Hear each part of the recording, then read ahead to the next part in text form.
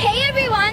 Today, we're diving into the fascinating world of economics and we explore the concept of perfect competition right here at our local public market, Altura. Here are some flashbacks before we begin.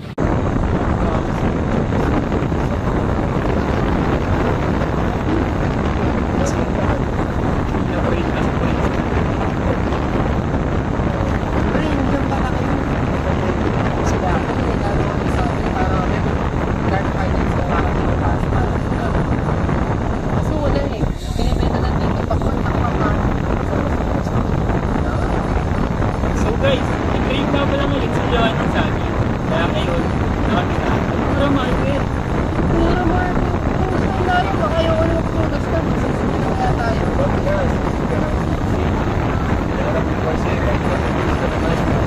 Market na lang tayo. Marami pa rin. Ang kinag-sir ba, sabi niya, Altura Market. Wow! Chikilig! Kaya ngayon, natapit natin yung ano nga lang.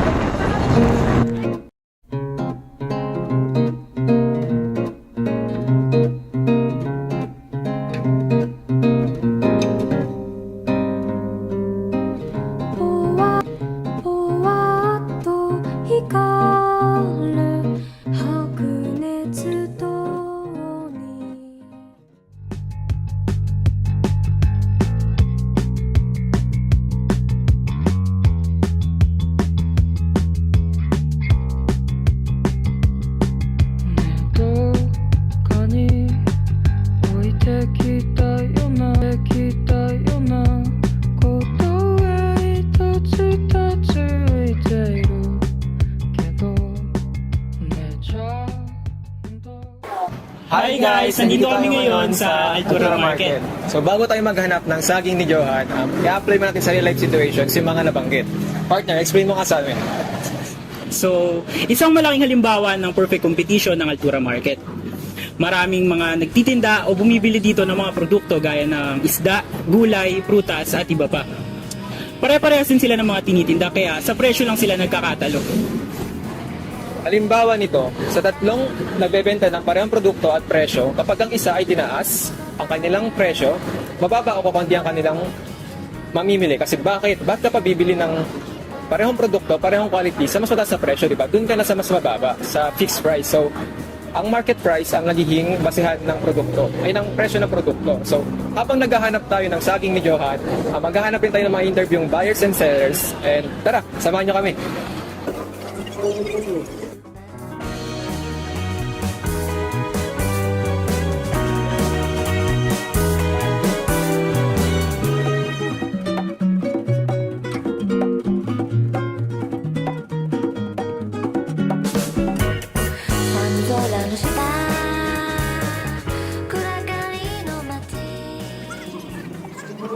Hi guys, nandito nga po pala kami sa isang mga stall sa palengke po ng Altura at ating interviewin po si ate po ng ating kagrupo na si Bill.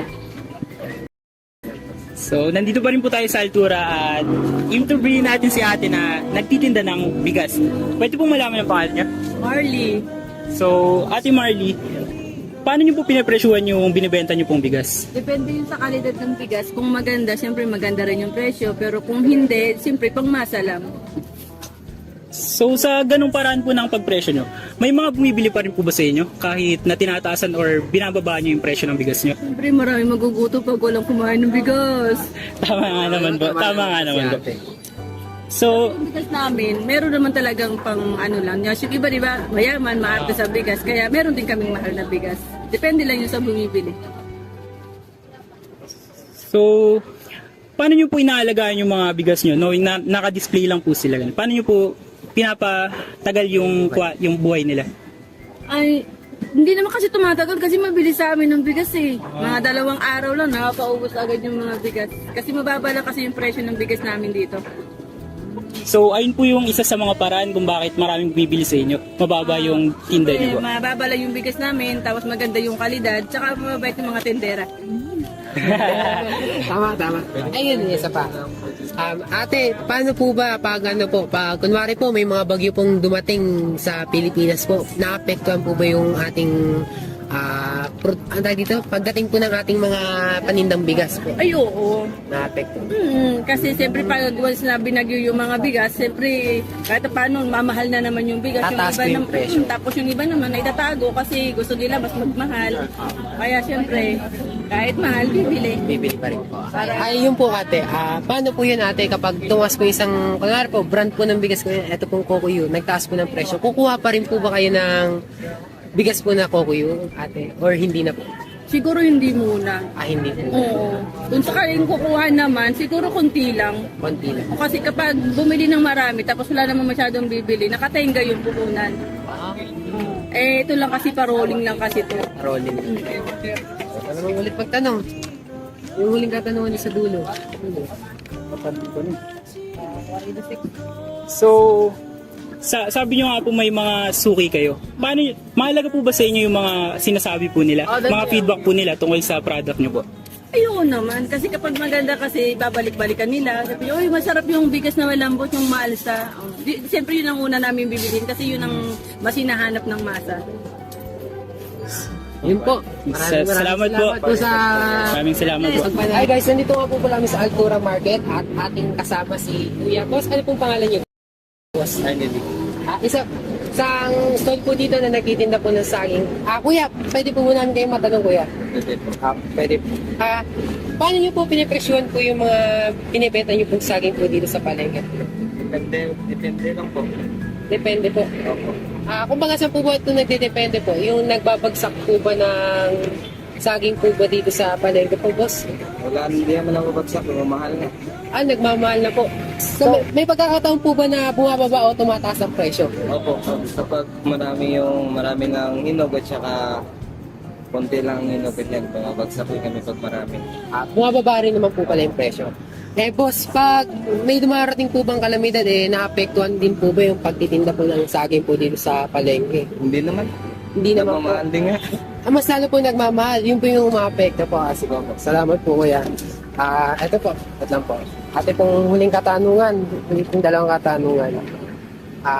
Paano po napapanatili yung mga suki po natin, boss? Dapat hindi pagdamutan. Ayun, ipagdadamutan. Yan, narinig nyo guys. Huwag yung pagdaramutan yung customer. Kung ano yung gusto nila, yun yung ibibigay natin. So, boss, ito po. Huli natin katanungan. Paano po natin napapanatili ang kalidad ng ating mga produktong saging dito po lalo? Postal natin. Dapat May imbakan po ba tayo, boss? meron po. Meron pong tabihan. Ano po ba yung mga ginagamit po ba natin para po mas lalong mapatagal po yung buhay ng ating mga tindang saging, boss?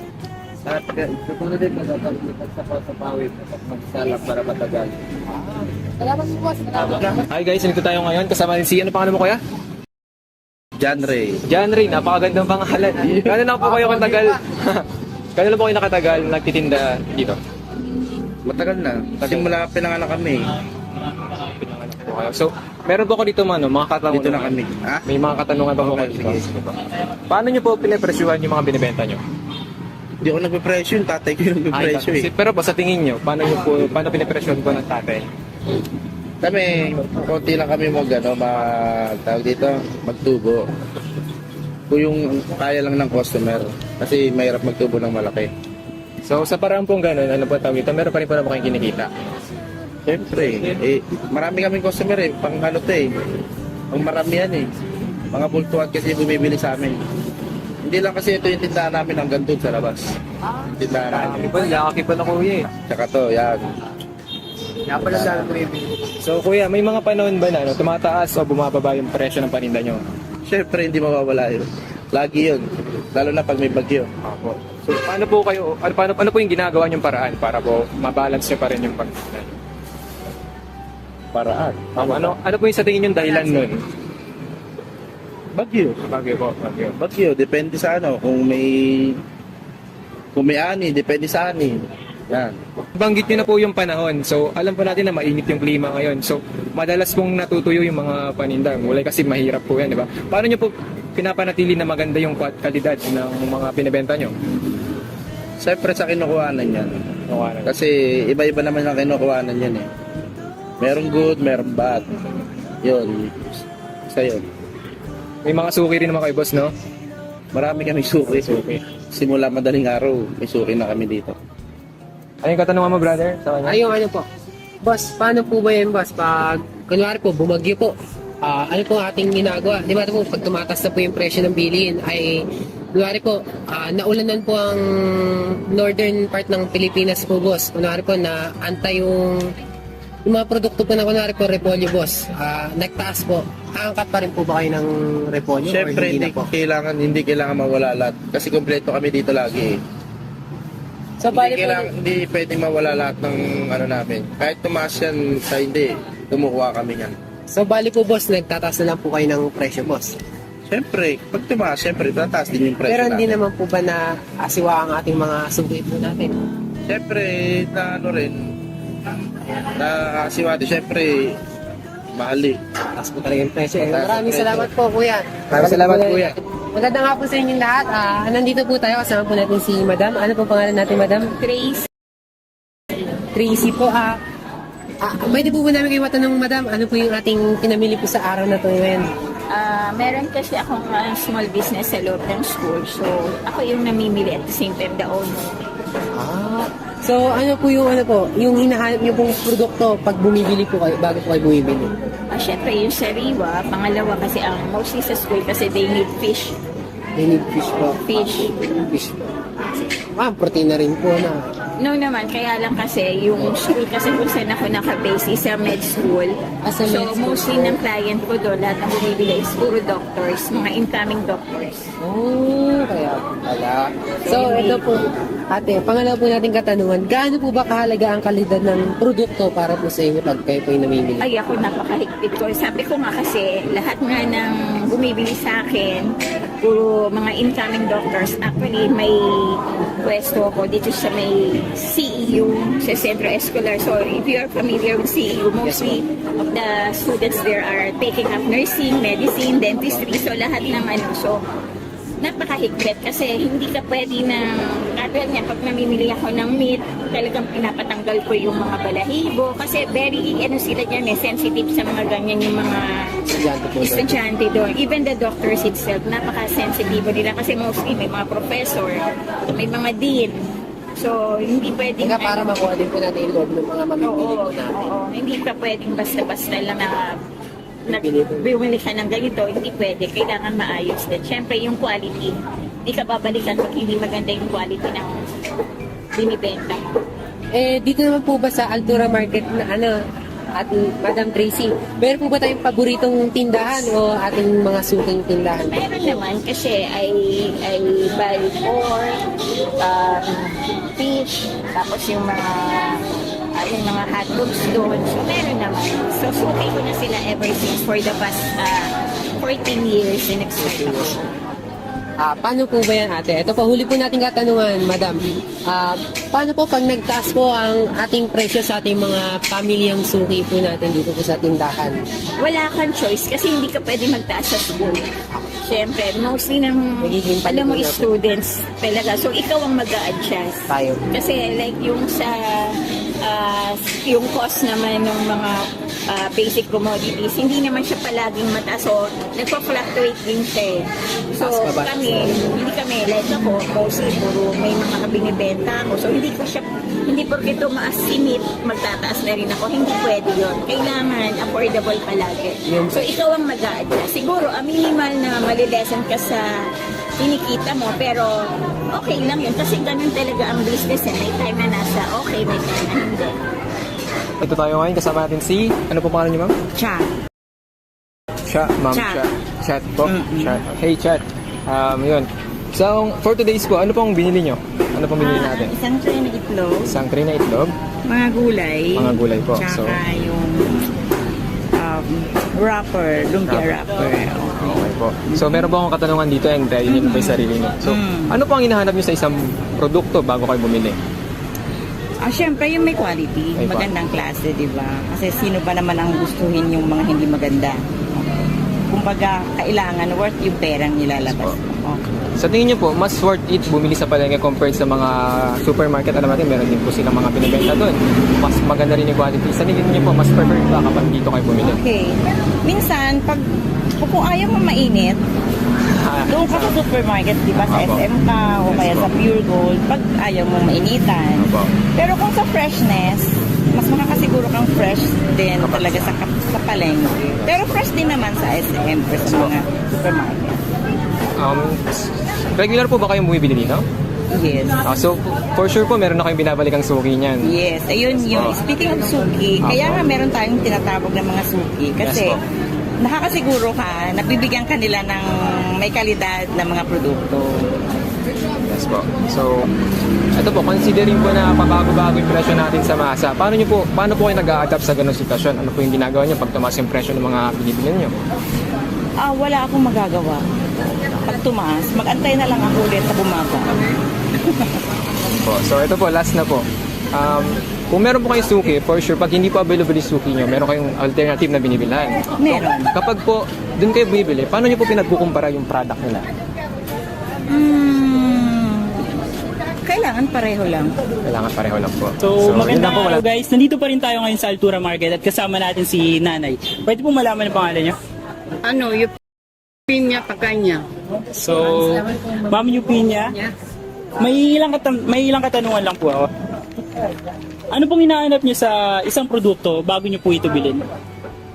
Ay, yung hinahanap po dito sa palengke, nagtinda ako ng almusal, bigat, yung malagkit, isda, at yung gulay. Sa pagbili niyo po ng mga yun po, paano niyo po pinipili sila? Paano po kayo pumipili ng magandang klase para bilhin po at ayun yung lulutuin? May suki po ba kayo, Nay? Meron ako suki doon. Tapos yung doon, gulay. Mahalaga po ba sa inyo yung yung kalidad po ng gulay or prutas na bibili niyo bago niyo po? Yung prutas hindi ako bumibili, yung gulay lang. Kasi paninda lang yun pag umaga. Pero mahalaga po ba sa inyo yung kalidad po? Tinitingnan niyo ba po ba? Binubusisi niyo ba po ba yung Siyempre, tingnan ka maganda. Paano po ba yun, Nay? Paano po yung pag nagmahal po? Ano po ba ating pipiliin, Nay? Yung kalidad pa rin po ba o yung presyo na po, Nay? Yung mahal kasi. Pag mahal po, bali. pag nagmahal po, paano po kayo nag-adapt nun? Paano po?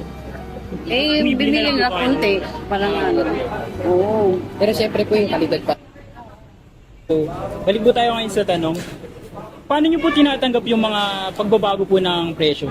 Kunyari po di ba po, nagluluto nga po kayo ng mga almusal. Kunyari po tumaas yung gulay. Ano pong ginagawa niyo? Yung lang, kunti-kunti lang pambili. Parang may kunting kita. Paano niyo po kinukumpara yung mga... Siyempre nga po, nasa palengke po tayo. Paano niyo po kinukumpara yung tinda ng iba't ibang tindera?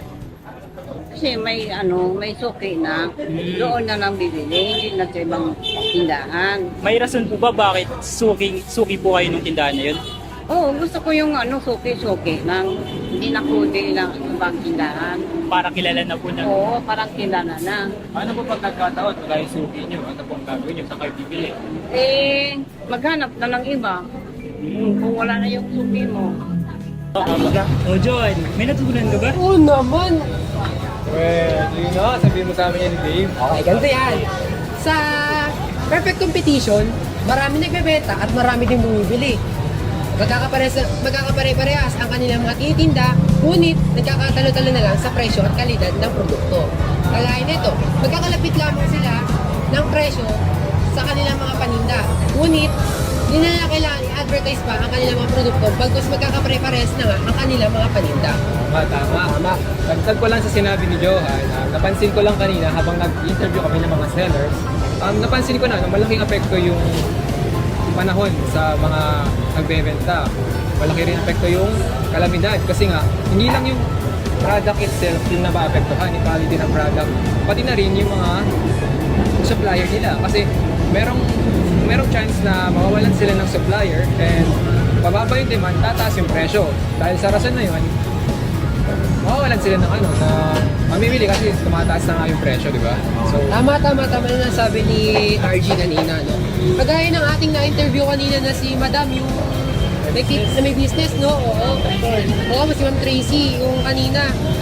Kahit magmahal yung bilihin dito sa palengke, hindi niya pwedeng itaas ang presyo ng kanyang paninda dun sa pinagtitinda niya eskwela, lalo yung mga lutong ulam, hindi siya pwedeng mag-as. Iniisip niya pa rin mga estudyante, tama. Ito talaga pag business, no? Oo, ganun talaga pag business. Kaya malaki apekto talaga yung pagtaas ng presyo. Kasi pwede na itong mapalugi ang ating mga maliit na negosyante, no? Ikaw naman, Dave. Tapos, pansin ko lang parang malaking factor din para sa mga vendors natin yung paboritong produkto ng isang consumer. Tulad ng brand ng bigas. Oo nga, tama. Yung mga suki nga naman natin no, sa ating mga pamilya. Tama. Lalo na yung kalidad ng mga produkto nila. Napakahalaga talaga nun eh. Ayun yung isa sa mga na-observe ko. Galing mo naman, ulo na tayo kay Sir Camba yan. Sir Camba! Sir Kamba, baka Kaya na, ulo na yan, no?